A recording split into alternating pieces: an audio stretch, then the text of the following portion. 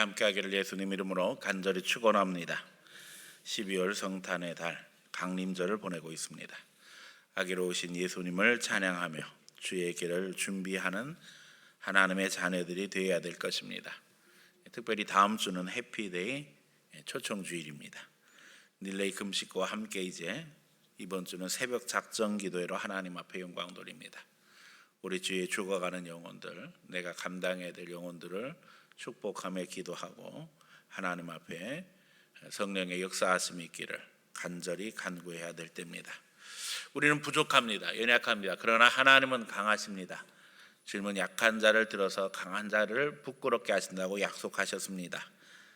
오늘 강하신 하나님을 바라보며 우리 심령에 영혼을 사모하는 간절한 마음이 있다면 하나님이 역사하실 것을 믿고 기도하는 가운데 믿음의 결과 거둘 수 있는 성도들 되시기를 축원합니다. 오늘 본문의 내용이 바로 오늘 해피데이를 준비하는 우리 마음에 도전을 주는 말씀입니다. 아람과의 전쟁으로 종으로 끌려간 이스라엘 여자아이가 나만에게 복음을 전합니다. 이스라엘의 선지자가 있는데 그분 앞에 나가면 우리 주인이 고침을 받을 것입니다. 여러분, 우리가 아는 것처럼 그 선지자 뒤에는 누가 계셔요? 하나님이 계시는 거죠. 하나님이 역사하시면 고침 받을 수 있다는 내용입니다. 이 여자아이가 할 수 있는 것은 사실 아무것도 없다고 해도 과언이 아니죠. 그러나 그에게는 사명이 있었습니다. 나만을 초청하는 것이 이 어린아이의 사명이 되었다는 겁니다. 그런데 그 초청에 하나님이 역사하시는 겁니다. 사람들은 전도를 인간적으로 해석합니다. 권력 있고 물질 있고 영향력 있어야 전도도 할 수 있다고 생각합니다. 하지만 전도는 그런 게 아닙니다. 봉사할 때도 헌신할 때도 사실 우리는 늘 부족합니다. 우리가 주님을 바라보고 하나님 앞에 간절한 마음 가질 때 주님이 우리를 통해서 역사하시는 겁니다. 지난 금요일 우리는 심야 기도의 시간에 하나님이 모세를 부르시는 출애굽기의 말씀으로 은혜를 받았습니다. 하나님이 모세를 만나셨습니다. 그럼에도 불구하고 모세의 머릿속에는 부정적인 생각들이 가득합니다. 하나님의 명령에도 안 된다는 말만 합니다. 내가 이스라엘 백성들에게 갔을 때 그들이 믿겠습니까? 그들은 믿지 않을 것입니다. 그래서 하나님께서 모세에게 두 개의 증거를 주셨지요. 지팡이를 던지면 뱀이 될 것이다. 그리고 다시 그 뱀을 잡으면 지팡이가 될 것이다. 또 주님께서 다른 증거도 주셨어요. 네 손을 가슴에다 넣어봐라. 그러면 네 손이 문둥병이 발할 것이다. 그런데 다시 가슴에다 넣으면 그 문둥병이 나병이 사라질 것이라는 겁니다. 그런데 여기서 더 나아가 모세는 하나님 앞에 나는 언변이 부족합니다. 입술이 둔합니다. 라고 이제 걱정을 하면서 자기는 할 수 없다고 이야기하죠. 보낼 만한 자를 보내시는 게 좋겠습니다. 그때 하나님 뭐라 그러셔요? 네 형 아론이 있지 않느냐? 아론이 있으니 네가 할 말을 아론이 다 해줄 것이다. 그리고 아주 충격적인 말씀을 하셨어요. 너는 아론 앞에 누구와 같을 거라고요? 하나님 같을 것이다. 아론은 형입니다. 그럼에도 불구하고 동생인 모세가 앞으로 아론 앞에서 하나님 같은 존재가 될 테니까 너 걱정하지 말고 아론을 데리고 가서 이스라엘 백성들에게 복음을 전하라. 그런데 놀라운 것은 모세가 아론을 찾아 나서기 전에 하나님이 아론에게 감동하셔서 아론이 먼저 모세를 찾아오게 되었다는 거예요. 결국 주님은 모세를 통해서 역사하시기 원하셨어요. 모세가 아론을 대동하고 이스라엘 장로들을 모으고 백성들을 모아서 이야기할 때에 그 행한 이적을 보고 하나님이 보내셨음을 믿을 뿐만 아니라 하나님이 그들이 고난 가운데 있는 것을 살피심을 보고 어떻게 했다고요? 머리 숙여 하나님께 경배했다, 이렇게 기록하고 있어요. 모세가 생각했던 부정적인 일들은 하나도 발생하지 않았습니다. 백성들이 믿지 않으면 어떡할까요? 믿지 않는 일 없었어요. 그들이 다 믿고 하나님 앞에 머리 숙여 경배했어요. 하나님이 우리를 불쌍히 여기시고 우리를 돌보심을 감사했다는 거예요. 모세는 왕자일 때부터 이스라엘 백성을 돕고자 했습니다. 바로 공주의 눈에 들어서 양자로 길려지게 되었지만 모세의 유모가 친모잖아요. 그러니까 어려서부터 젖을 먹이면서 신앙 교육을 했다고 알려져 있어요.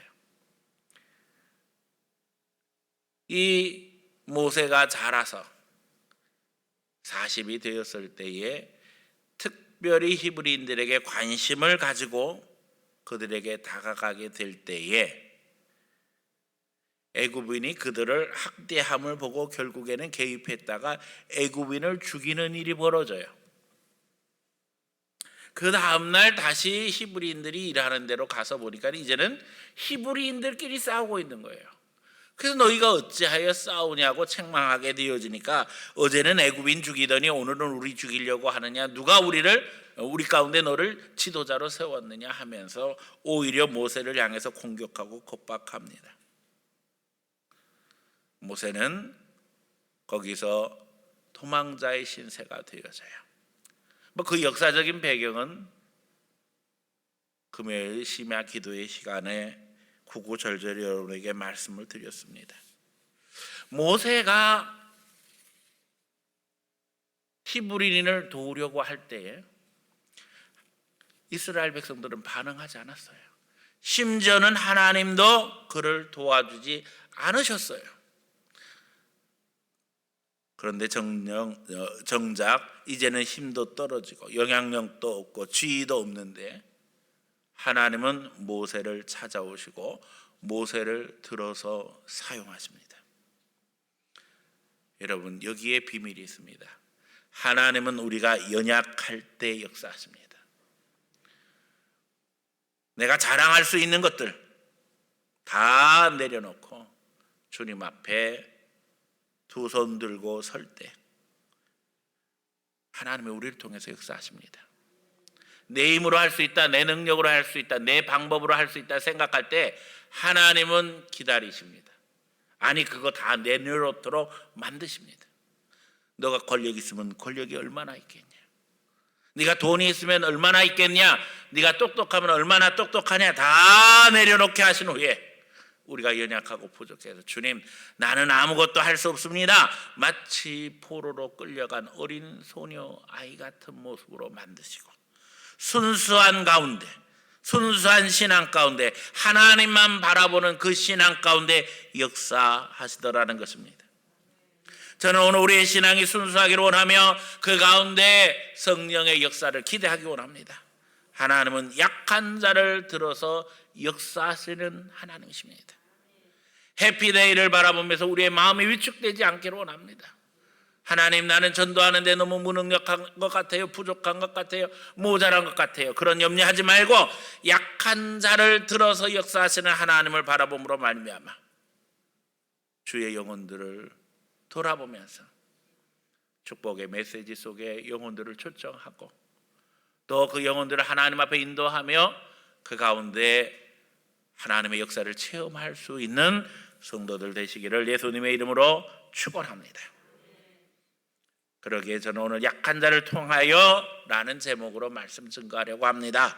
이 말씀 증거할 때 성령께서 여러분들의 마음에 감동하시며 결단하시며 그 가운데 하나님의 사람으로 다시 한번 우리의 정체성 확인하고 믿음으로 승리하기를 예수님 이름으로 간절히 축원합니다.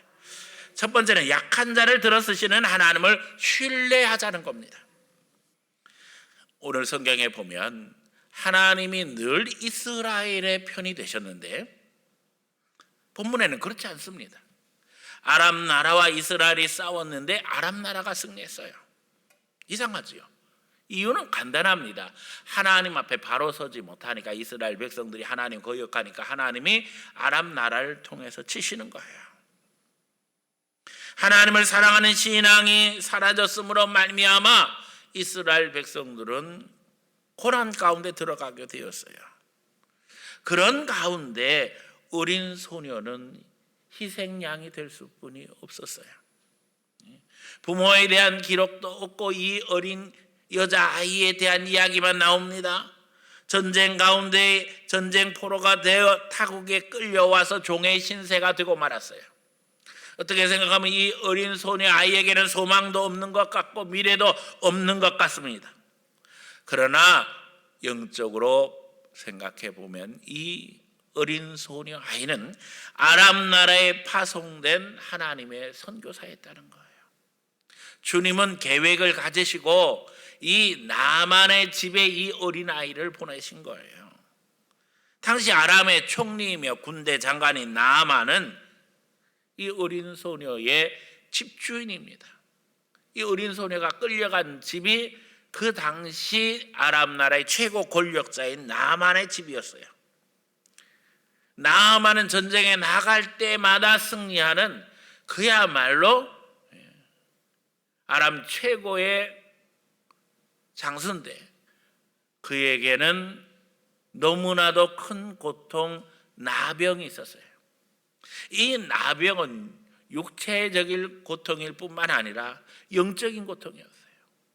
불치병으로 알려져 있을 뿐만 아니라 고통이 심했고, 더더욱 나가서 모든 사람들이 이 병은 천역, 하나님이 주신 병이라고 다 믿었어요.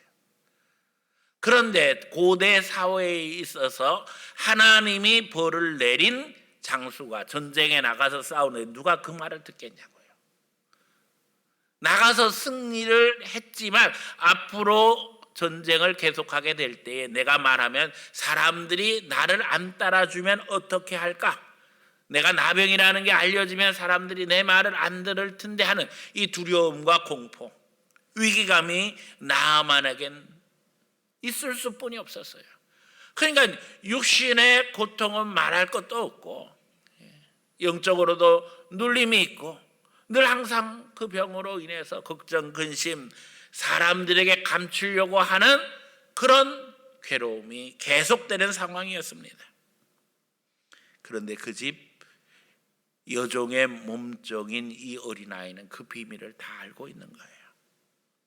그러니까 이 여종 아이가 뭐라고 이야기해요? 이스라엘에 가면 한 선지자가 있는데 그 선지자가 우리 주인을 고칠 수 있을 것으로 믿습니다.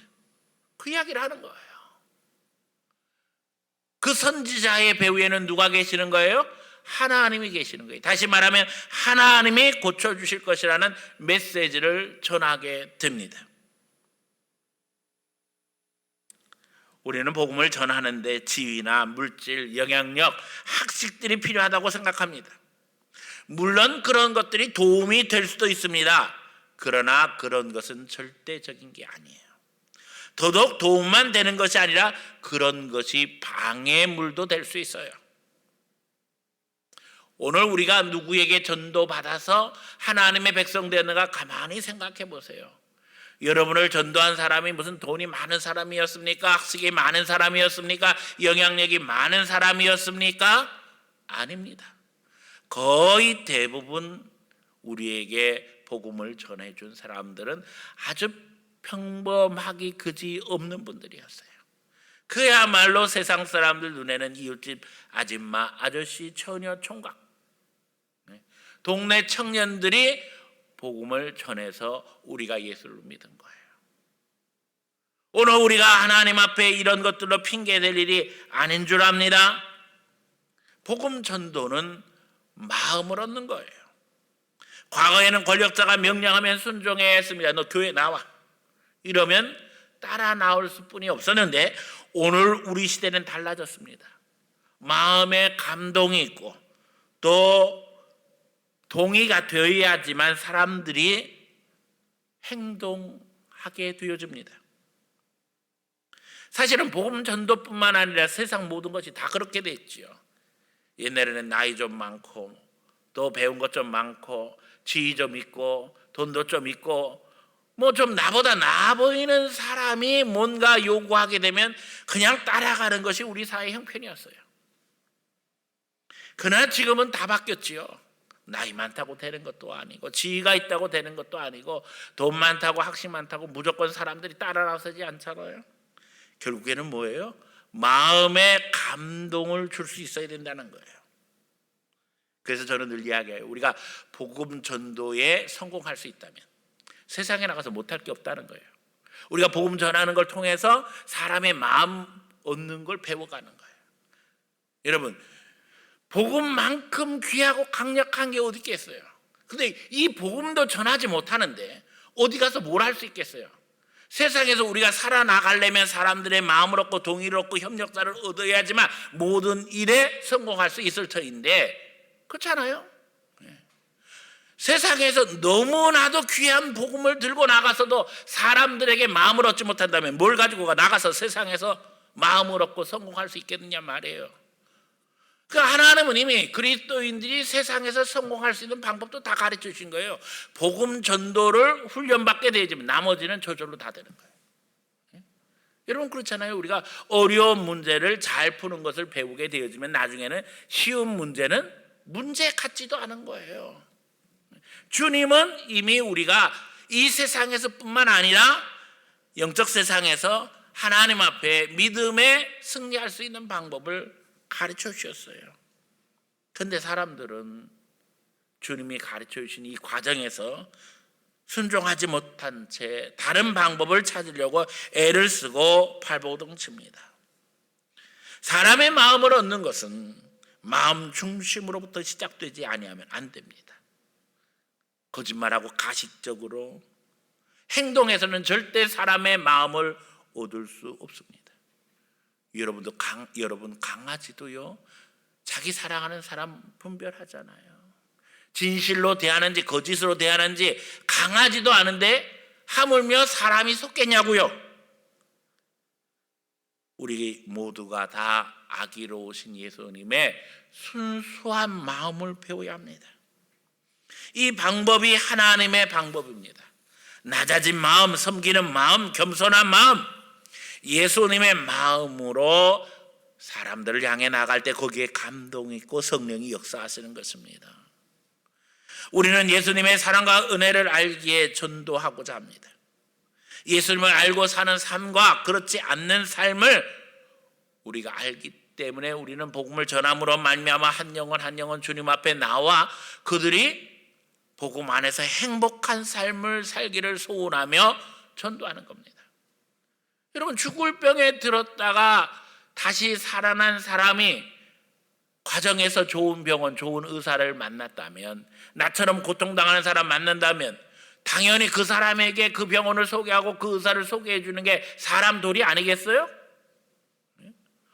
오늘 우리는 예수님을 만남으로 말미암아 영적으로 치유받고 은혜 가운데 살아가고 있기 때문에 그렇지 못한 영혼들을 향해서 안타까운 마음 가지고 복음 전하는 게 우리의 마음이 되어야 된다는 거예요.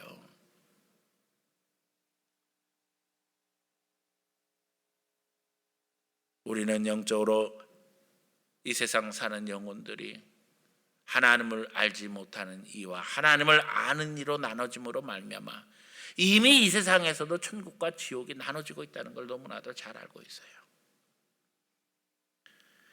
그러기에 우리는 전도하는 것이며 한 영혼을 하나님 앞에 초청하는 것입니다. 오늘 현대 선교 사역에 있어서 이 낮아짐은 사역의 핵심이 되고 있습니다. 어떻게 낮아짐을 실천하느냐에 따라서 성공적인 결과를 거둘 수 있다는 거예요. 선교 사역에 나서는 선교사들이 선교사 비자를 받는 것보다 학생 비자를 받는 것이 훨씬 더 효율적이 된다는 것이 이미 알려진 정설입니다. 이번 선교사 비자를 받아서 선교사로 들어갈 때 사람들에게 자기를 뭐라고 소개하겠어요? 나는 선교사입니다. 이러면 본인은 당당할지 몰라요. 그러나 듣는 사람은 그때부터 마음을 닫아버린다는 거예요. 아, 저 사람이 우리에게 가르치려고 하는구나, 전도하려고 하는구나, 듣지 말아야지. 대부분의 사람들이 그렇게 반응한다는 거예요. 그러나 선교사들도 거기에 가서 언어를 배워야 되고 풍습을 배워야 되잖아요. 그러니까는 학교에 등록을 하고 공부하기 시작하기 때문에 학생 비자를 받아서 대부분의 선교사들이 파송되어집니다. 자기를 소개할 때에 선교사로 파송되었지만 배우는 신분이니까 사람들에게 뭐라고 이야기하게 되어져요? 저는 여기에 언어와 풍습 문화를 배우러 온 학생입니다. 그러면 그 지역에 사는 사람들이 도와주려고 한다는 거예요. 힘들지 않습니까? 어려운 것 없습니까? 마음을 열고 다가온다는 거예요. 이건 충격적이지요. 그러니 어느 사람에게 복음을 전하는 게 쉽겠어요? 마음을 닫고 다가오는 사람, 마음을 열고 다가오는 사람. 분명합니다. 오늘 우리가 주님 앞에 낮아진 모습으로, 하나님 앞에 겸손한 모습으로 한 영혼을 이해하기 위해서, 사랑하기 위해서 나가게 될 때 성령은 거기서 역사합니다. 오늘 본문에 어린 소녀 아이를 통해서 하나님은 역사하십니다. 그 마음의 순수함, 그 간절한 마음, 우리 주인이 이스라엘의 선지자를 만나면 고침받을 수 있을 것 같습니다. 그 마음의 감동이 전달되었던 것을 우리는 봅니다. 오늘 우리에게 지위가 있다면 내려놓기 바랍니다. 영향력이 있다면 내려놓기 바랍니다. 나이가 있다면 내려놓기 바랍니다. 물질이 있다면 내려놓기 바랍니다. 오히려 낮아진 마음, 순수한 모습으로 영혼을 향할 때 마음의 감동이 전달될 것이며, 더 나아가 거기에 성령이 역사하시고 하나님의 역사하심으로 말미암아 치유와 회복의 역사가 여러분을 통해서 이루어질 줄로 믿습니다. 두 번째, 영적 전쟁임을 기억하자는 거예요. 나아만이 이스라엘에 가고자 할 때에 하나님께 나아가는 것이 어떤 의미라는 것을 나아만은 알고 있었어요. 고대 전쟁은 흔히 사람들이 이야기하기를 신들의 전쟁이라고 이야기합니다. 나라마다 섬기는 신이 다르고 결국 국가가 전쟁을 할 때는 그 국가를 지키는 신의 싸움이라고 믿었어요. 다시 말하면 아람의 군대 장관이 이스라엘에 고침받으러 나간다고 하는 것은 항복이나 마찬가지인 거예요. 그런 상황에서 왕에게 양해를 구합니다. 그래서 아람 왕이 해줄 수 있는 것이 이스라엘 왕에게 편지를 쓰는 거였어요. 우리 군대 장관이 가니 어떻게 해서든지 이 군대 장관을 고쳐서 보내라. 이 편지를 받고 오늘 본문에 이스라엘 왕이 어떻게 반응하고 있어요? 내가 하나님이냐 이거예요. 내가 뭘 어떻게 이 아람 군대 장관 나만을 고쳐 보낼 수 있겠느냐? 분명 저들이 이걸로 시비 걸어서 우리 이스라엘을 침공하려고 하는 전략이 아니냐 하면서 걱정하며 고민하는 내용이 오늘 본문에 기록되어 있는 것을 봅니다. 나아만은 왕에게 양해를 구하고 엘리사를 찾아 나섭니다. 놀라운 것은 고침받았다는 거지요.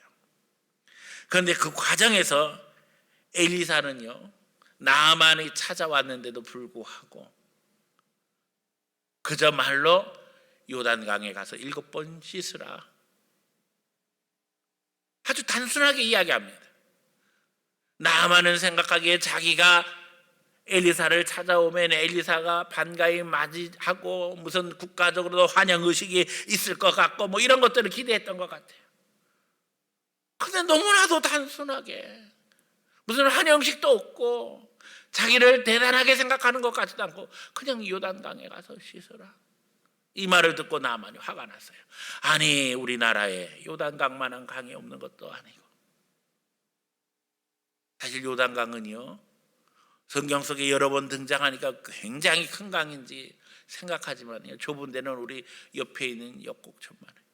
이렇게 그냥 그렇게 걸어서 건너갈 만한 거리뿐이 안 돼요. 그런데 거기 가서 씻으라고 하니까는 속이 상한 거예요. 아니, 나를 뭐로 생각하고 나를 이렇게 무시해? 그래서 다시 돌아가자고 그러는 거예요. 아람 나라로 가자. 그런데 옆에 있던 신하가 얘기하는 거예요. 아닙니다. 그거보다 더 큰 걸 요구하면 안 하겠습니까? 쉬운 건데요. 가서 7번 씻으면 되지요. 그래서 그 말을 듣고 가서 순종하게 되어질 때 하나님의 역사하십니다. 엘리사는 그저 순종할 걸 요구하고, 여기서 영적인 순위는 분명해집니다. 우리는 영적 전쟁 속에 살아갑니다. 그런데 중요한 것은 하나님의 백성 누가 책임져 주신다는 거예요? 하나님이 책임져 주신다는 거예요. 하나님의 역사를 믿고 증거하며 기도할 때 하나님은 우리를 도와주십니다. 우리가 낮아질수록 성령님은 어떻게 해주셔요? 높여주셔요. 우리가 마음을 비울수록 성령님은 충만하게 채워주셔요. 하나님의 역사를 우리 믿어야 돼요. 인간적인 방법으로 아는 것이 아니라 하나님의 방법으로 우리가 헌신할 때 성령은 우리를 통해 역사하십니다. 그러기에 기도는 우리에게 능력이 됩니다. 교회가 지금 릴레이 금식하고 있어요.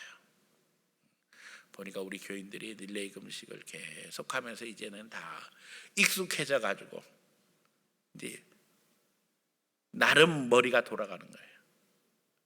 점심시간은 힘들겠다. 점심은 피해서 안 할 수는 없으니까는 아침 저녁으로 해야지.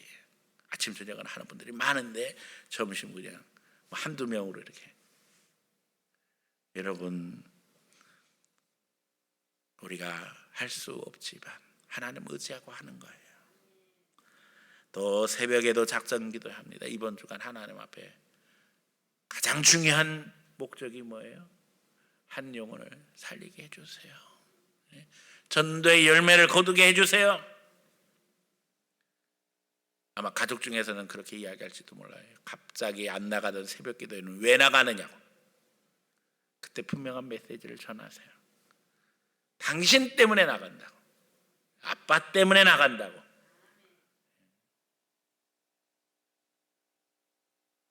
영혼을 위해 기도하며 그들의 기도 제목을 위해서 기도합니다. 저는 늘 강조합니다. 당장 변화가 없다고 해도 걱정할 필요가 없다는 거예요. 괜찮습니다. 기도했다면 결국에는 하나님이 역사하실 것이기 때문에. 기도는 콩꽃이 없어요. 심겨지면 꽃피고 열매 맺게 돼 있어요. 거기에는 예수 생명, 예수 이름의 권세가 있기 때문입니다. 내 이름으로 기도하는 거 아니잖아요. 예수님 이름 의지하고 기도하는 거예요. 더더욱 우리가 여기에서 영적 전쟁이라는 것과 함께 영적 방해가 있다는 것을 기억해야만 합니다. 마귀는 어떻게 해서든지 영혼을 지옥으로 끌고 가려고 하고, 그러게 우리의 전도 사역을 방해합니다.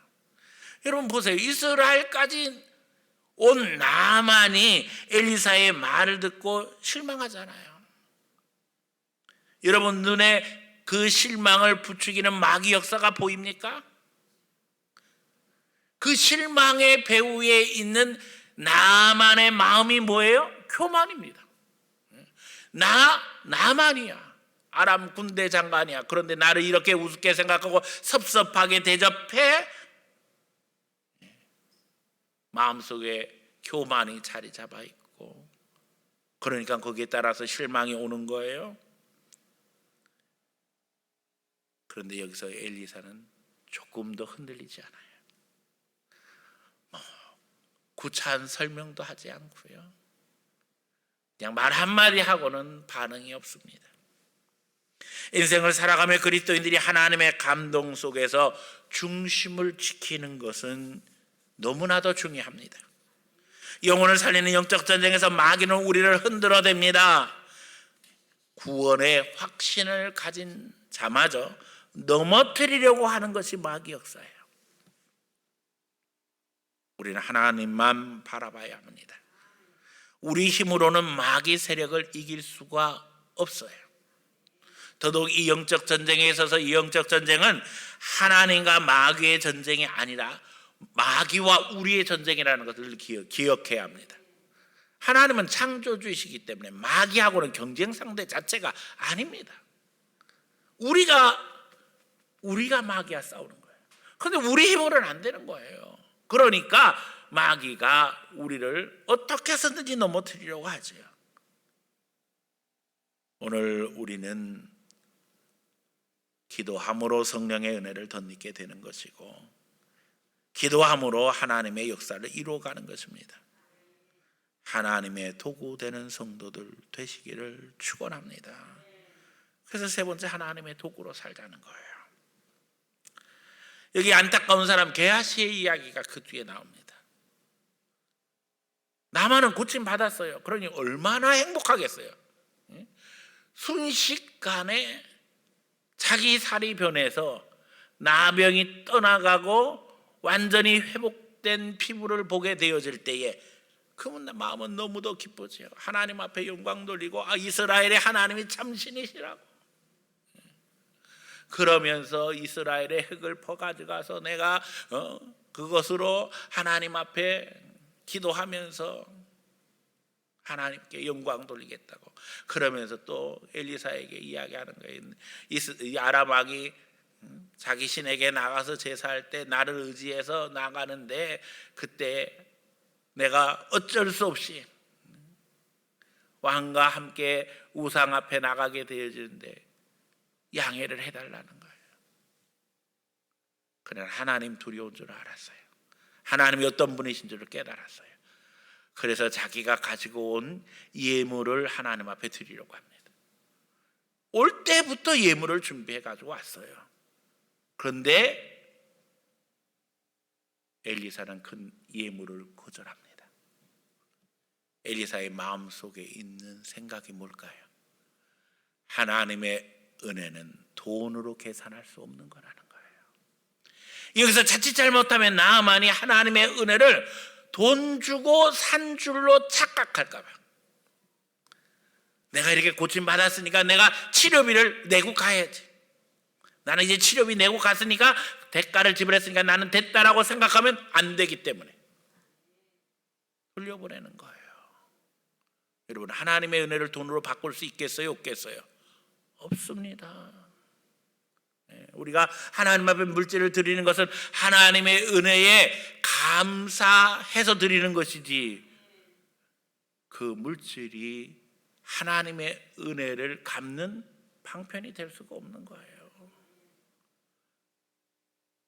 그래서 나아만은 소원은 있지만은 자기가 가지고 온 물질을 엘리사에게 드리지 못하고 그냥 갑니다. 근데 이 엘리사의 사환인 게하시는 그것을 보면서 너무나도 속이 상한 거예요. 아이고, 우리 선지자 선생님은 어찌 저리 답답하실까? 지금 우리가 살림하는데 선지 생도들도 많고, 우리 매일 입고 생활하는데 돈 많이 들어가는데 좀 받으시지. 그리고는 나아만을 쫓아가는 거예요. 그리고 가서 이야기하는 거예요. 우리 선생님이 보내셨는데 지금 선지생도 2명이 오고 이러는데 은 1달란트하고 의복 2벌을 받아오라고 했습니다. 이 바보 같은 게하시가. 보세요. 여기 성경을 잘 읽어보면 나만이 준비해가지고 온 예물은요, 은 10달란트에다 의복을 여러 벌 준비해가지고 왔단 말이에요. 그런데 그것도 달랑 자기 그릇대로 얘기하는 거예요. 자기 수준에서. 그랬더니 나아만이 너무 기뻐하면서 은 1달란트가 아니라 내가 2달란트 드릴 것이고 옷 2벌 빨리 챙겨 가져가라. 그리고 돌아와서 이제 게하시는 신났지요. 나름 살림이 풍족해진 것 같으니까. 엘리사가 너 어디 다녀왔느냐? 아무 데도 안 갔다 왔는데요.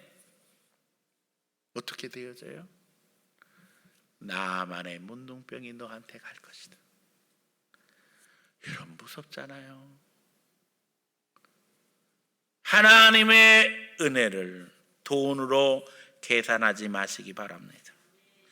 하나님의 은혜를 이게 방편으로 삼아서는 안 됩니다.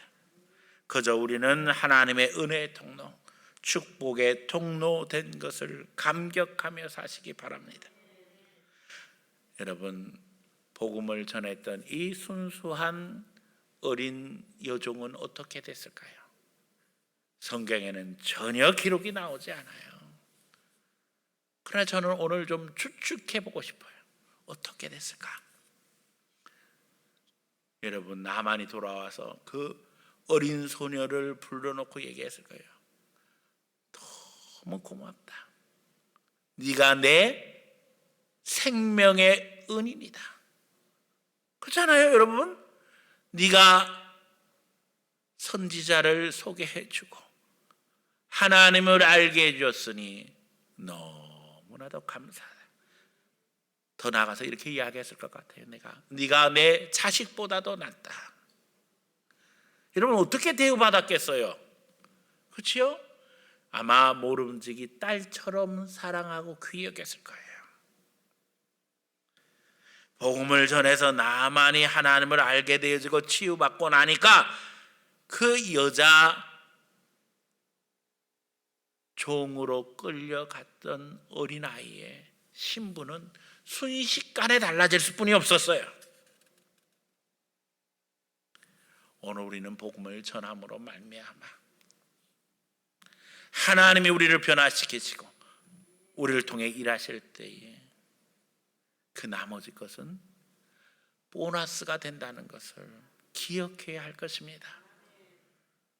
하나님의 축복의 통로가 되어지고 구원의 통로가 되어지고 예수 생명의 통로가 되어질 때 나머지는 그냥 따라오는 거예요. 이 어린 소녀가 마음속에 생각하기를 내가 하나님을 소개하고 선지자를 소개해서 우리 주인이 이스라엘 가서 고침받고 오면 내가 이 집에서 딸보다 더 사랑받을 것이며 내 신분이 높아질 것이며 내가 이 가정에서 영향력이 커질 거라고 생각을 했겠어요? 안 했겠어요? 여러분, 전혀 그런 생각은 없었을 것입니다. 그런데 결국에는 그렇게 될 수뿐이 없더라는 거예요. 오늘 우리가 하나님의 도구가 될 때 하나님은 우리의 삶을 하나님의 보호 속에 인도하십니다. 하나님이 내 편 되시기를 소원하기 전에 하나님 편이 되어지고 내가 동원하는 방법들을 하나님이 인정하시기를 소원하기 전에 하나님의 방법을 외워서 하나님께 배우고 삶 속에 실천할 때에 우리는 하나님의 역사를 보게 되는 것입니다. 인간적인 인생을 살 때 우리는 게하시처럼 비참해질 수뿐이 없습니다.